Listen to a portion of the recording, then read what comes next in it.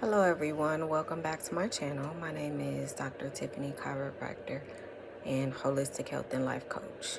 So let's talk a little bit more about the synthetic dyes and the color additives that are being used. And we know that as of yesterday, the red dye was banned. And yes, that is a giant step. It's a vast improvement, but there is a long way to go.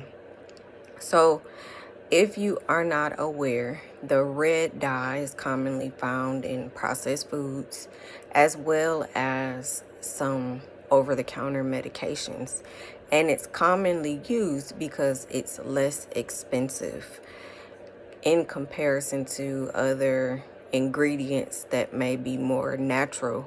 They probably cost more money, so the companies are using the least expensive ingredients to make their products, and these ingredients are harmful to our health. And you may say, well, why would they be able to use these harmful ingredients? Well, as long as they remain within a certain range or number, right, with regard to these chemicals, then they are deemed as safe by the FDA. So currently there are 36 FDA approved colored additives, 9 which are artificial dyes, including blue, yellow, and green dyes. These dyes contain petroleum in addition to several other harmful chemicals. And you may say petroleum. Yes, petroleum, the same type of petroleum that is used for fuel and our oil. So this is what we are feeding ourselves and feeding our children when we are consuming processed foods or medication or products that contain, these harmful additives. So we have made a giant leap with regard to banning the red dye, but there are 8 others that need to be banned as well. And it's extremely important, again, for you to take the time to do your due diligence, read the nutrition labels. There are apps that are available that will scan a product for you and tell you exactly what's in it. I highly encourage you to use it if this is not something that you feel comfortable with doing or you don't feel strongly about. This is all new information to you. There are an abundance of resources out, and there are a bunch of doctors and healthcare professionals, dietitians, nutritionists that are providing the culture and the country, the world, with the truth regarding what we are consuming and what's being put into our food.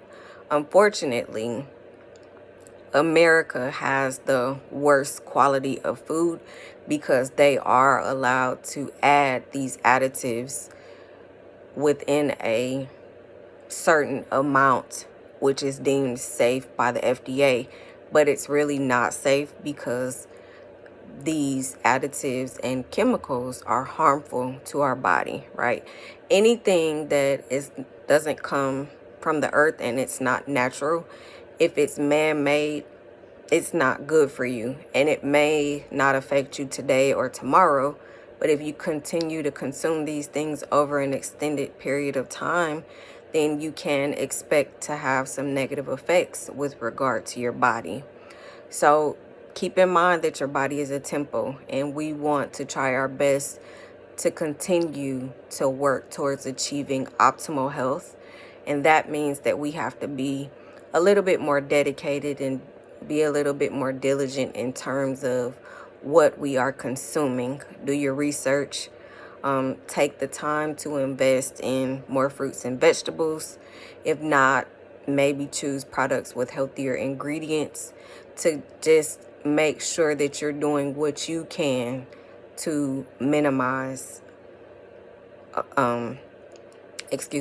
minimize the amount of exposure that you have, because again, this exposure would lead eventually to dis-ease, which leads to disease.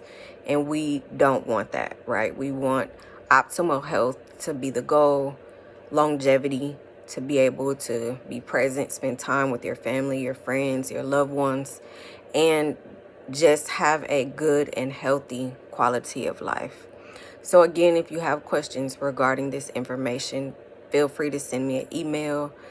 Take some time to read the articles and find out what is going on with regard to the food, and figure out what steps you would like to take next to improve the overall health and well-being of both you and your family.